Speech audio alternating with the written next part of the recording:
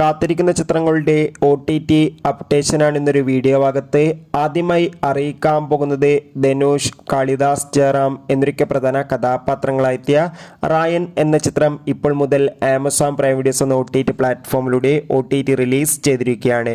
രണ്ടാമതായി അറിയിക്കാൻ പോകുന്നത് പ്രഭാസ്, അമിതാഭ് ബച്ചൻ, കമൽഹാസൻ, ദീപിക പടുക്കോൺ, അന്നാബെൻ, ദുൽഖർ സൽമാൻ എന്നൊക്കെ പ്രധാന കഥാപാത്രങ്ങളായെത്തിയ ചിത്രമായിരുന്നു കൽക്കി.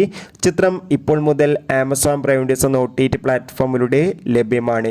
വിജയ് ആന്റണി, ശരത് കുമാർ, സത്യരാജ് എന്നൊക്കെ പ്രധാന കഥാപാത്രങ്ങളായെത്തിയ ചിത്രമായിരുന്നു മഴയെ പിടിക്കാത്ത മരുതൻ. ചിത്രം ഇപ്പോൾ മുതൽ സിംപ്ലി സൗത്ത് എന്ന OTT പ്ലാറ്റ്ഫോമിലൂടെയും ആമസോൺ പ്രൈം വീഡിയോസ് എന്ന OTT പ്ലാറ്റ്ഫോമിലൂടെയും ലഭ്യമാണ്.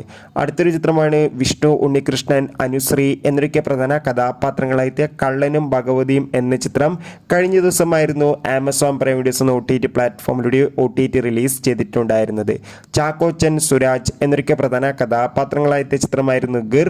ചിത്രം ഡിസ്നി പ്ലസ് ഹോട്ട്സ്റ്റാർ എന്ന OTT പ്ലാറ്റ്ഫോമിലൂടെ ലഭ്യമാണ്. അടുത്തതായി അറിയിക്കാൻ പോകുന്നത് ബിജു മേനോൻ, ആസിഫ് അലി എന്നൊക്കെ പ്രധാന കഥാപാത്രങ്ങളായെത്തിയ ചിത്രമായിരുന്നു തലവൻ. ചിത്രം ഈ വരുന്ന സെപ്റ്റംബർ 12-ാം തീയതി സോണി ലീവ് എന്ന OTT പ്ലാറ്റ്ഫോമിലൂടെ OTT റിലീസ് ചെയ്യുമെന്ന് കൺഫേം ആക്കിയിട്ടുണ്ട്.